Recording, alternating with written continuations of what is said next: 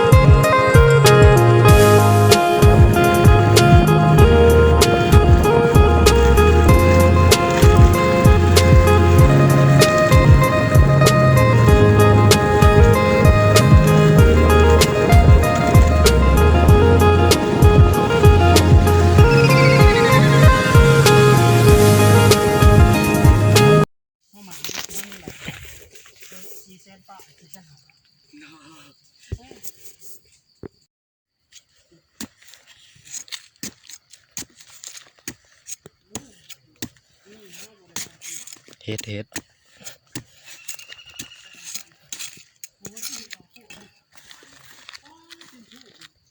ลายว่าทางน่ะ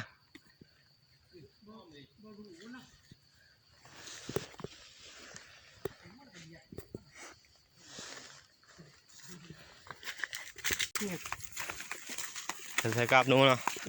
มอสิเกียเขาที่เขาที่ไม่ถูกที่ใส่กราบเนี่ย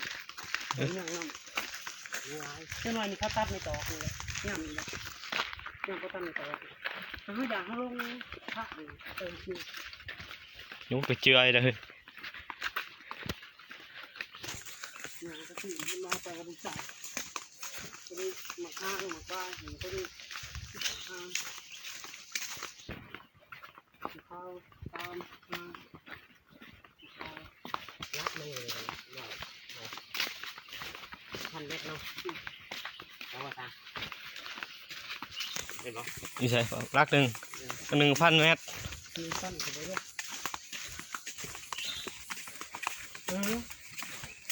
1,000ครับคือว่าเรารับ3-4รักตัวเดี๋ยวก้องเดี๋ยวไปเดี๋ยวก่อน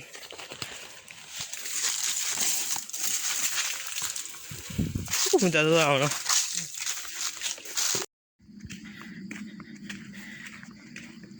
ทั้งจ้ะ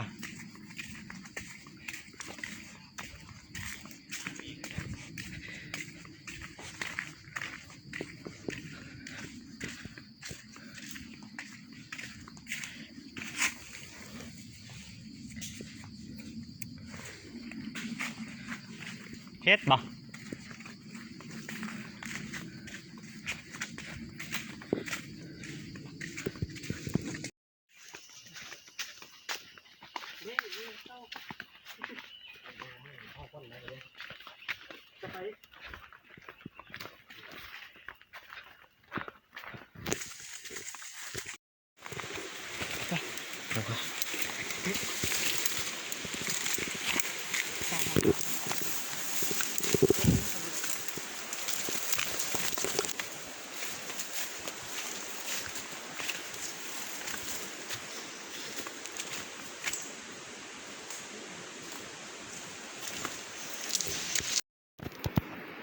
เฮ็ดหยัง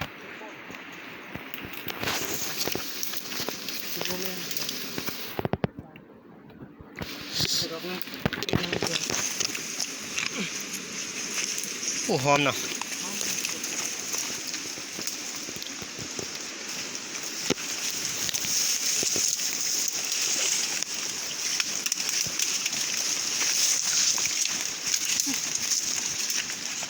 ทั้งจ้ะ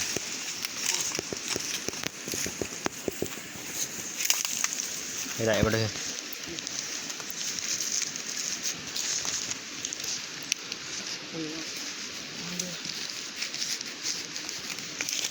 ไป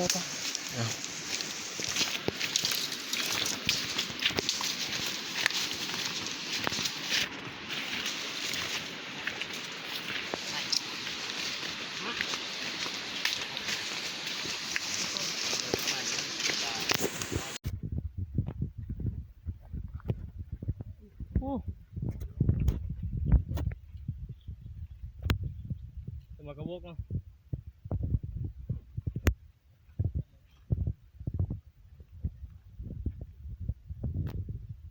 ดำกระบอก